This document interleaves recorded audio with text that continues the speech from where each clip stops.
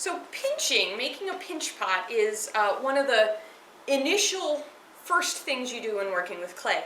But it takes some, it really is a good skill to practice because it gives you some feeling for the clay and helps you get a sense of how thick the clay is. You can also use pinched forms to make a lot of other forms. So I've got just a small piece of clay that I just pulled off of a larger piece of clay.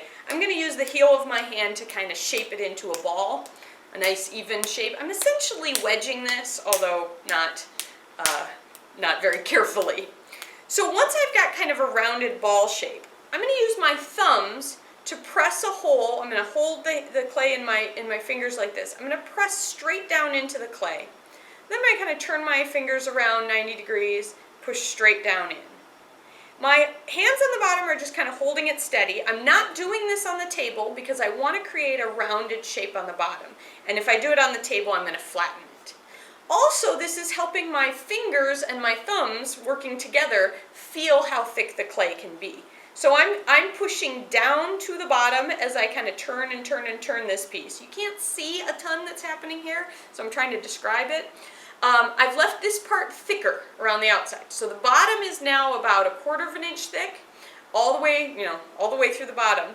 And the middle section here is a little bit thicker, and then the top is fairly thick. And I'm leaving the top thick on purpose, otherwise I end up with a pancake if I flatten it all at once.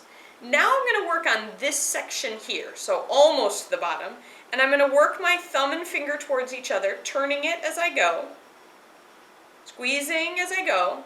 And then after I've done a full revolution, I'm going to come around again, and I'm going to pinch the next highest level. Notice my rim is cracking? I'm not worried about that right now. I'll talk to you about how to deal with that and how to smooth that later on. I'm going to work with two hands now just so I can go a little bit faster. And I've worked my way up from the bottom all the way to the top, and I keep spinning around and around. Now, how long have I been doing this? If this is your first time doing this, or your 5th time doing this, remember that I've done this for over a decade, most days, right? I do this all the time. So my ability to kind of quickly pinch a thin, even wall on a pinch pot is going to be more than yours when you begin. If you want to get good at this, and you want to be able to feel the thickness of the clay and feel that it's even all the way throughout, practice. Lots and lots of practice. This took me not very long. If I then go and cut this apart, I can see how thick the walls are. And I'm not going to do that right now, but I'll do that at the end. You can also do that. You can cut these apart and see how thick your walls are to try to help train your fingers how thick this is.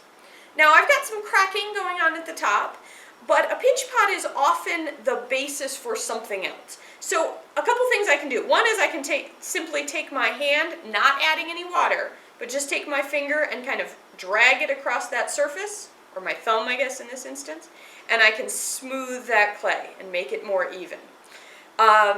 Of course, I've got some other options as well. If I want this to maybe be the beginning of a mug, I can kind of flatten this down here. Actually, it's a good idea to get yourself on a board and a piece of paper if you are going to flatten this, because then if you want to move it, you can just move the whole board, and it won't stick to the table.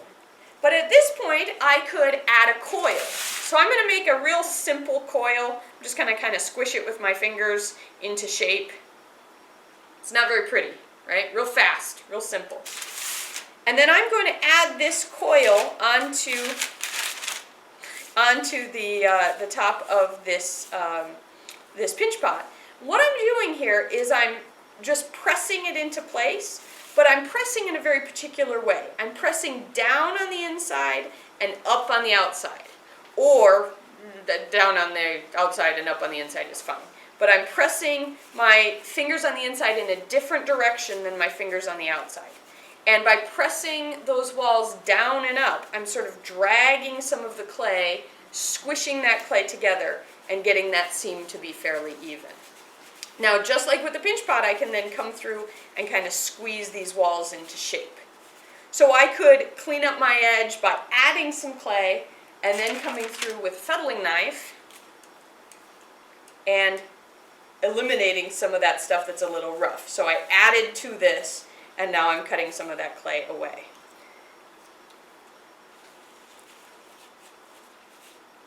It doesn't have the cracking, it has some rough edges, but that's because I haven't come through and cleaned it up yet.